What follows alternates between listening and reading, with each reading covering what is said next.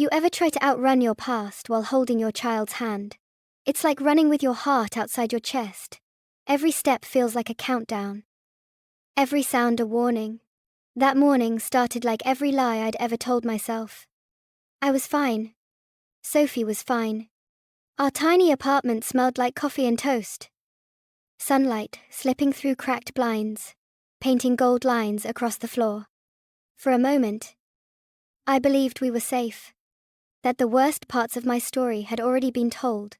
Then the phone rang. Not the one on the counter? Not the normal one. The other one. The one I kept hidden behind a jar of sugar, wrapped in silence and secrets. The one that never rang unless the past wanted me back. I froze mid-sip of coffee. Pulse stuttering. It was too early for that phone to ring. Too early for anyone from that world to call. Before I could reach it. Sophie's voice light. Curious. 5 years old. Broke through the quiet. Mummy. Your phone's buzzing. No. Honey. Don't. But she was faster. She picked it up. Her small hands gripping a piece of a life she was never supposed to touch. Hello, she chirped. Bright and innocent. Silence stretched thin on the other end. And then, a voice deep, smooth, threaded with danger. Who am I speaking to? Sophie giggled. I'm Sophie. Are you my daddy? My heart stopped. The room tilted, for a heartbeat. The world held its breath. Then his voice came again lower, now darker, like velvet dragged across a blade. Your mother never told me about you. The mug slipped from my hand and shattered on the floor. Sophie, I whispered, crossing the room. Give me the phone. But she was still smiling, still unaware that she'd just opened a door I'd spent years trying to keep closed. The voice didn't wait for me. Eva, he said, slow and certain. You've been hard to find. Julian. I breathed. This was a mistake. He didn't raise his tone. He didn't need to. You let a child answer my call. It was an accident. Please. She didn't. She called me Daddy. Silence again. Thick. Unforgiving. I wanted to explain, to beg, to disappear. But the only sound in the room was the soft scrape of Sophie's cereal spoon against her bowl. The quiet hum of a morning that had just ended. Finally, Julian's voice came again, calm, composed, absolute. Bring her with you today. My stomach twisted. What? I'd like to meet her. No. Julian. She's just a kid. She doesn't. You owe me that much. The line went dead. I stood there. The phone still warm in my hand. My reflection, pale, in the dark window. Sophie looked up at me. Eyes wide and trusting. Was that Daddy? I forced a smile that tasted like fear. No. Sweetheart. That was my boss. She nodded, accepting it, and went back to her breakfast, like the world hadn't just shifted beneath our feet. I stood frozen. Every wall I'd built, every lie I'd told to protect her, they all cracked with a single word. Daddy. That word carried us straight back into the storm. By the time we reached his building, my hands were still shaking. Julian Cross didn't work in an office. He ruled from a fortress disguised as one black glass. Armed men in suits. The smell of power and quiet violence. Sophie held my hand, humming to herself as we stepped through metal and marble. She had no idea the man we were going to see had rewritten the rules of my life once before. The elevator doors opened into silence. He was already waiting. Julian looked exactly how I remembered, tall, composed, impossible to read. His shirt unbuttoned at the collar, sleeves rolled, tattoos curling along his forearms like secrets he'd never confess. His eyes storm grey met mine with the same mix of curiosity and control that had always undone me. He smiled, a small, Deliberate thing. Eva. My throat tightened. Mr. Cross. His gaze shifted to Sophie, standing half behind my leg, clutching her stuffed rabbit. And this must be Sophie. I took a step forward, forcing my voice steady. Apologize. She didn't know who you were. It won't happen again. He knelt down slowly, eyes level with hers. His tone softened in a way I'd never heard. You have your mother's eyes, he said. Beautiful. Brave. Sophie giggled. Shy but fearless. You're not scary like Mommy said. I froze. Sophie. Julian's mouth twitched almost a smile. But not quite. She's honest, he murmured. I like that. He stood, his presence filling the room again. Come in. I followed, each step echoing in the stillness. The office was all glass and shadows. The kind of space that swallowed you whole if you weren't careful. Sophie climbed onto a leather chair, swinging her legs, while I stood near the door like a prisoner, pretending to be polite. Julian poured himself a drink, amber catching the light, then looked at me over the rim of his glass. You've been careful, he said. That takes effort. I do my job, I replied. My voice didn't sound like mine, yet you kept a secret. His eyes flicked toward Sophie. This one. She's my daughter. I said. She's not part of this. Everyone connected to me becomes part of it. He said evenly. You know that. I just want to keep her safe. He set the glass down, walked closer, the air between us tightening. Then you shouldn't have let her answer my call. Imare mistake. His voice lowered. You don't get to make mistakes in my world. Eva. The way he said my name slow, deliberate, dangerous made something inside me tremble.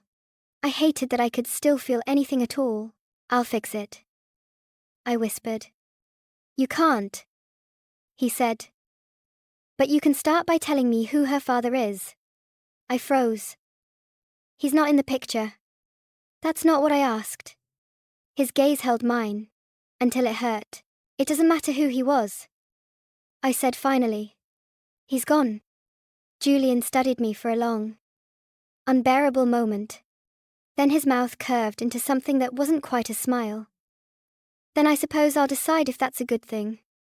The air in the room shifted heavier, colder. He walked to Sophie, knelt again, and brushed a strand of hair from her face with surprising gentleness. Do you like stories? Sophie. She nodded eagerly. Good, he said, voice low. Because your mother and I have one, and it's not finished yet. I felt the words sink like stones. Whatever peace I'd built, whatever distance I'd tried to put between us, it was gone. When he dismissed us, I could barely breathe. I gripped Sophie's hand and led her out, his voice following like a shadow. She's a sweet girl. Eva, keep your phone closed tonight. The elevator doors closed, and I finally exhaled. My pulse still echoed his words. That night, I sat by Sophie's bed, watching her sleep, her tiny hand curled around her rabbit. Outside, the city lights flickered, the world pretending to be calm. But I knew better, because danger doesn't always knock. Sometimes it whispers. Sometimes it waits for a child to call it daddy, and sometimes it answers. Julian said it was for protection. He sent a car the next morning, black, silent, waiting at the curb like a promise wrapped in threat. Sophie thought it was an adventure. She pressed her face to the window, giggling at the city rushing past, while I sat stiff beside her, fingers gripping the seat. Every mile between us and the life I'd built felt like another door locking shut. Julian's mansion sat high above the coast, glass and stone and secrets. The kind of place that looked like it was built to outlast storms. Or start them. When we arrived, he stood waiting, at the top of the stairs. Dressed in black again. Sleeves rolled. Calm as if he'd been expecting me all along. "Welcome home," he said. Home. The word tasted like smoke. Sophie squeezed my hand. "It's pretty." "Mummy." I forced a smile for her sake. Because mothers don't flinch in front of their children. Even when they're standing in the mouth of a lion. Julian showed us inside. His tone smooth. Unhurried. "You'll stay here until I say otherwise. There's security. Cameras. Food. Clothes. You'll be safe." I didn't ask for protection. I said. He looked at me the way men like him look at the weather. Something they can't control, but think they can predict. "You didn't have to," he said. The moment she called me that word, she became my responsibility. "She's a child." I said. She didn't mean it. Julian smiled faintly. "Children don't lie the way adults do." He walked away before I could answer, leaving me in a house that was too big. Too clean. Too quiet. He called it safety. I called it a cage, that night. Sophie twirled in circles in her new room, laughing, her tiny voice echoing off marble floors. She thought the walls were magic. I thought they were watching. When she finally fell asleep, I went downstairs, following the low hum of music and the faint scent of whiskey. Julian was in his study, sleeves rolled again. Dilosent. Reading something under a soft lamp. For a second, he looked human. Almost gentle. "You should rest," he said without looking up. "I don't sleep well in cages." He looked at me then. "This isn't a cage. It feels like one." He set the glass down, leaned back. "You don't understand what's coming. Then make me." Silence. Then he said quietly, "Someone made a call to the police last week. Your name was mentioned." I felt my chest tighten. "You didn't." "I know you didn't. But they think you did. You're the weak link. Eva. The assistant who saw too much. And you think bringing me here fixes that, it keeps you alive. And you." He paused. Eyes dark. "I don't let what's mine be touched." The word mine hit harder than the threat. "I'm not yours." I said. He didn't argue. Just looked at me with something unreadable. Maybe pity. Maybe something else. "You're here because I said you'd be safe," he said finally. "That's all." And then he turned away, dismissing me like a thought he couldn't afford to finish. Days passed in a kind of strange rhythm. Guards outside. Cameras in the corners. Julian appearing at odd hours at breakfast. In the hallways. By the window where Sophie colored with her crayons. He never said much. But he always watched. Sophie adored him. She'd run to him with drawings. Babble about her stuffed rabbit. Ask if he wanted to play tea party. And he'd sit on the floor in his $1,000 suit, holding a tiny plastic teacup, like it was made of glass. "Delicious," had to say, pretending to sip. And she'd laugh until she fell over. I'd watch from the doorway, heart-twisting in ways I didn't want to name. There was something disarming about seeing him like that. This man built from edges and shadows, sitting cross-legged on a rug, surrounded by crayons and innocence. One afternoon, after Sophie fell asleep on the couch, I found him outside by the pool, staring out at the ocean. The wind moved through his hair. The horizon, a dull silver behind him. I stood beside him before I even knew why. "Did you ever have a family?" I asked. His jaw tightened. "Once." "What happened?" He turned to look at me. For the first time, his mask cracked. "My wife was pregnant. They came for me and found her instead."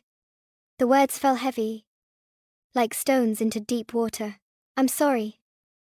I said quietly. He nodded once. So am I. The silence stretched. The waves below crashing against the rocks. Why tell me that I asked? He shrugged. Eyes still on the sea. You deserve to know who's protecting you. Protecting. I repeated. Or owning. His eyes softened, just a fraction. Do you really think I'd hurt you? I didn't answer. I didn't know. He stepped closer. The space between us, humming like a live wire. I could feel the heat of him, the weight of everything unsaid. Then I whispered, Sophie needs to me. That's the only reason I'm still standing. He nodded slowly. That's the only reason I trust you. For a hard bit. It was quiet.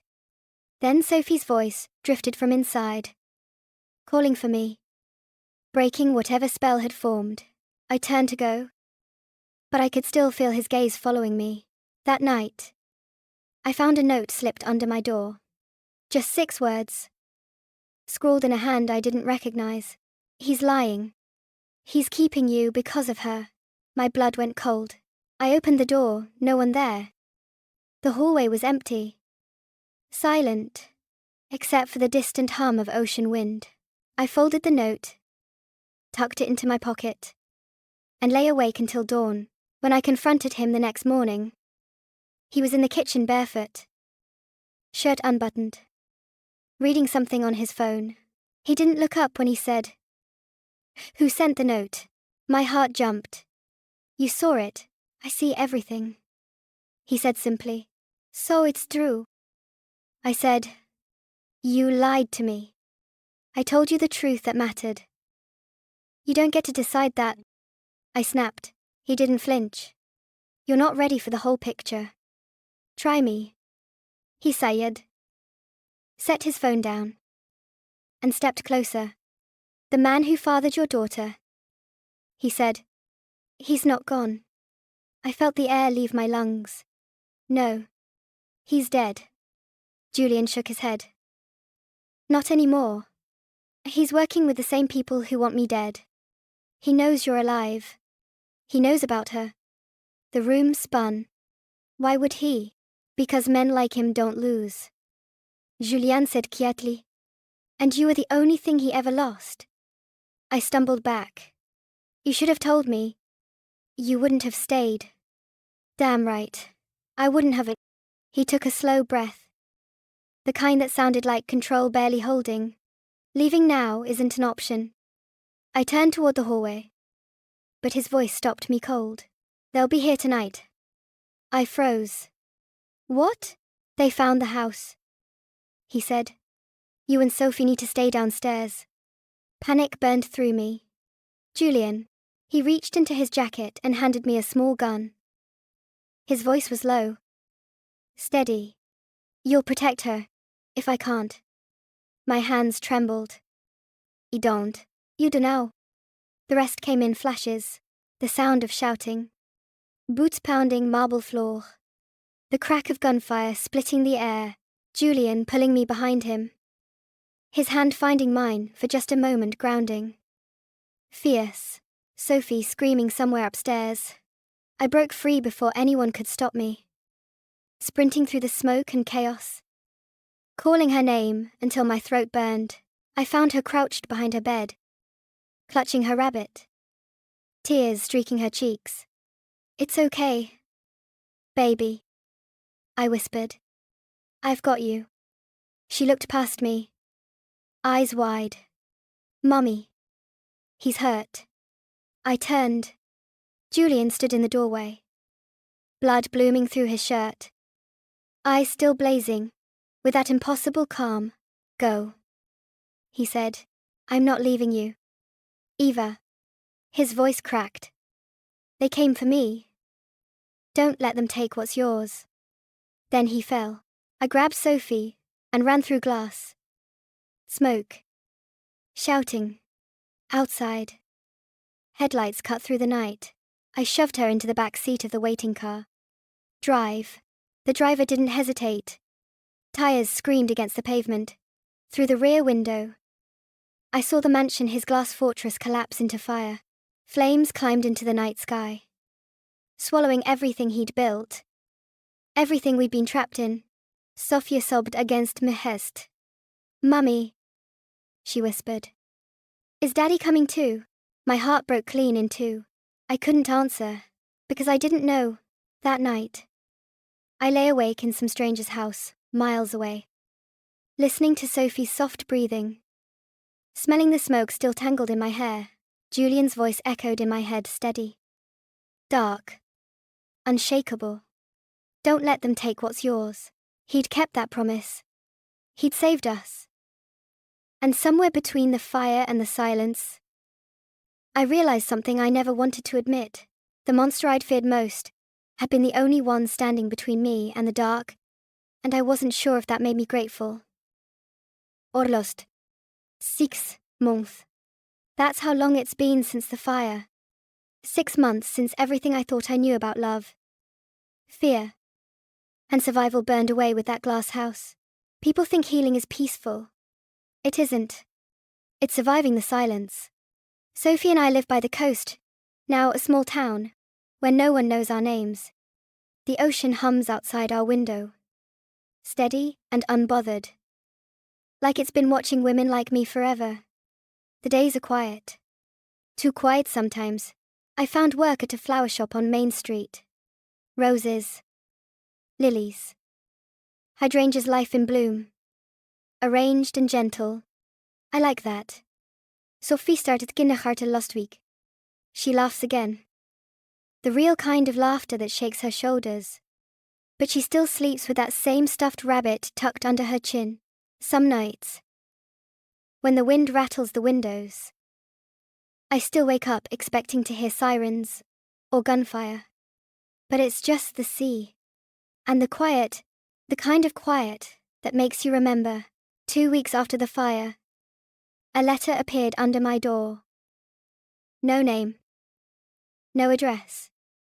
Just my name, scrawled across the envelope in handwriting I knew too well. Inside was a photograph. Julian, alive. He was standing near a burned-out car, arm in a sling, bruised, but breathing. Behind him, the ruins of the house, his empire reduced to ash and steel. At the bottom of the photo, one line written in his hand. "I told you I don't die easy." I stared at it, until the ink blurred. After that, nothing. No letters. No calls. Just silence. Until the night he came back. It was late. The shop was empty. The lights low. The smell of lavender thick in the air. I was closing up when the bell above the door chimed. I didn't even look up. "Sorry. And then I did." He was standing there. Julian Cross. Alive. Different. The sharp edges were still there. The black shirt. The quiet authority. But the violence in him had cooled. Like metal left a flame. His eyes looked older. Softer, somehow. Like he'd spent 6 months learning what it meant to be human again. "Eva," he said quietly. My body remembered him before my mind could catch up. Every heartbeat. Every scar. Every sleepless night. All of it surged back. "You shouldn't be here," I whispered. He smiled faintly. "You said that last time. You were supposed to be dead." "Supposed to be," he said, stepping closer. "But death and we don't get along." I wanted to scream. Or cry. Or run. But I just stood there, caught between every version of myself that had ever loved or feared him. "What do you want?" "Julian." He looked at me. Really looked at me and said, "To make sure you're safe. To see her. One last time." Before I could respond, a small voice echoed from the back room. "Mummy." Sophie appeared, rubbing her eyes. Her rabbit clutched to her chest. The second she saw him, her face lit up. "Daddy," and before I could stop her, she ran straight into his arms. He froze for a heartbeat, then knelt down and caught her, holding her like she was made of light and glass and forgiveness. He closed his eyes, one hand on the back of her head, breathing her in. You got taller, he murmured. Sophie nodded proudly. Mummy says I'm brave. His voice broke just a little. She's right. I watched him, the man who had once been a threat, now looking like someone who finally understood what he'd lost. When Sophie went upstairs, clutching her rabbit, he turned back to me. She's the only thing in this world that still makes sense, he said. You don't get to say that. I told him. He didn't argue. I'm not here to take her, he said. Or you. I just needed to see her once more, before I disappear for good. I wanted to be angry, to demand answers, to hate him like I was supposed to. But all I could manage was a whisper. You always decide everything, don't you? He almost smiled. It's what kept me alive. I didn't ask you to survive. I know, he said softly. But you didn't ask me to save you either. And I did that too. For a long moment, neither of us spoke. The air between us was heavy with every word we never said. Finally, I whispered. You could stay. He shook his head slowly. I'd ruin the peace you've built. You already did, I said. And that made him laugh, a tired, human sound. You're stronger now, he said. I can see it. I had to be. He reached into his jacket and placed something on the counter, a small silver necklace shaped like a key. Sophie's name was engraved on the back. I think it belongs with her, he said. I picked it up. The metal cool against my skin. What happens now? He hesitated. I clean up what's left. I disappear. You start over. That's it. Not Keat. He stepped closer, his voice low, almost tender. I want you to remember something. What? He leaned in, his breath warm against my forehead. You were never a mistake. Then he turned and walked out. I didn't call after him. I didn't hassle him. I just watched him leave the way he entered my life quietly. Like a storm, fading into calm. Weeks passed. No more letters. No more shadows in the corners. Just sunlight. And the sound of Sophie's laughter spilling through the windows. Then one morning, she came running into my room holding a postcard. It's from Daddy, she said, handing it to me. No return address. Just an image of the sea. On the back, 3 words in his handwriting. Teach her peace. I stared at it until the ink blurred again. That night, after Shopje fell, I sat outside beneath the stars. The world was quiet. Not the kind of quiet that hurts, but the kind that feels earned. I thought about everything he destroyed, and everything he saved, about how his world had swallowed mine, and somehow still left room for love to grow in the ashes. I used to think love was a promise, or a home, or a man who swore to protect you. Now I know better. Love is the reason you survive the fire, and still believe in the morning after. He was my storm, my ruin, my salvation. But he wasn't my ending. Now, when I watch Sophie play in the sunlight, holding that silver key around her neck, I remind myself what we've built, something whole from something broken. Sometimes, I still see black cars parked at a distance. Never the same one twice. Maybe he's watching, maybe he's not. But I like to think he keeps his word that somewhere out there, he's cleaning up what he once broke, making the world a little safer for the girl who called him Daddy by accident, and meant it with her whole heart. And make it me promise to, I teach her peace.